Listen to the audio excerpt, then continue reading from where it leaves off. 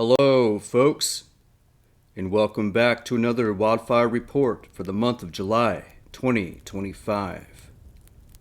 In this video, I'll be focusing on the Butler Fire, which has continued to expand, causing major concern for parts of Northern California, more specifically in the Siskiyou County area. Now, as of July 25th, the fire has grown significantly and is being managed with a full suppression effort to ensure the safety of firefighters and the general public. So let's get that ball rolling.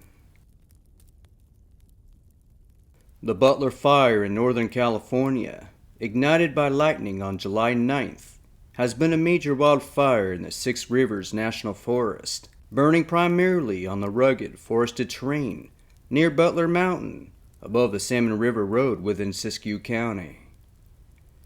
Now, as of July 25th, the fire has expanded to over 15,000 acres, with containment efforts only recently making modest gains thanks to changing weather conditions, including helpful rainfall overnight. Despite this rain, though, a red flag warning remains in effect, reflecting ongoing dangers from high winds, dry conditions, and smoky air. Early in the fire's progression, rapid spread was driven by the challenging topography of the Salmon River Canyon, leading to quote-unquote leapfrog spotting, a process where the embers are carried by winds across ridge tops, igniting new fires ahead of the main blaze. The fire's erratic behavior was particularly pronounced on both sides of the Salmon River, where it repeatedly jumped natural barriers and crept toward vulnerable communities. Firefighting crews have had to contend with not only steep slopes, dense brush, and hazardous snags, but also extremely limited access, making ground assaults difficult and increasing reliance on water-dropping helicopters for suppression in the early days. The fire nearly reached Sawyer's Bar Road, only about a mile and a half east of Forks of Salmon, raising alarms for residents and property owners in the area. Mandatory evacuation orders were put in place for several zones, including SIS 1703 and SIS 1708, with warnings extended to surrounding areas such as Butler Creek, Lewis Creek, and Bloomer Mine, as well as closures of popular campgrounds like Nordheimer and Oak Bottom. At its peak, more than a dozen structures, especially in the Butler Flat community and along Lewis Creek, were directly threatened.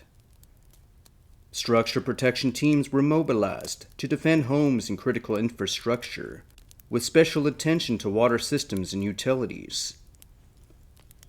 As suppression efforts ramped up, 3 firefighters were hospitalized after being struck by a fallen tree on July 18th, underscoring the inherent risks faced by frontline personnel in such rugged country. The fire's expansion was further complicated by periods of extreme heat and low humidity in mid-July, producing large plumes of smoke that impaired air quality across the broader region from Orleans to as far as Redding, California. Incident management for the Butler Fire eventually transitioned to the California Interagency Incident Management Team 4, working closely with the Siskiyou County Sheriff's Office and other local authorities. The fire was managed as part of the larger Orleans complex, which also included other small fires in the vicinity. By July 25th, the combined efforts of federal, state, and local firefighting teams were finally beginning to show some progress. On the fire's northern edge, containment lines along the Salmon River Road held firm, while on the northeast side, crews worked directly to keep the blaze from spreading into more remote drainages. Despite the containment advances, though, the forecast continues to call for caution, as ongoing weather volatility could reignite rapid fire growth.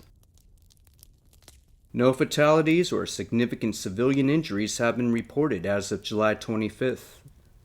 No fatalities or significant civilian injuries have been reported as of July 25th.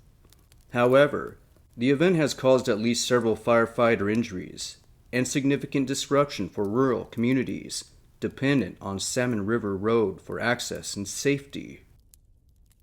Air and satellite imagery vividly documented the fire's behavior and smoke impacts, while ground-level reports highlighted both the resilience of the landscape, where some areas previously burned in 2013 and 2020, limiting current fire severity, and the ongoing threat where heavy fuels and unburned brush remain. In summary, the Butler Fire is a stark reminder of the continuing wildfire risks facing Northern California's forests and communities. Thanks to improved coordination, mild weather, and persistent firefighting efforts, containment is slowly increasing. But the situation remains fluid as of July 26, 2025, and continued vigilance is required. I'll be sure to keep an eye on this fire, as well as others in the area, as we progress deeper into the wildfire season. Thanks for listening, folks, and you'll hear from me soon. Rusty, over and out.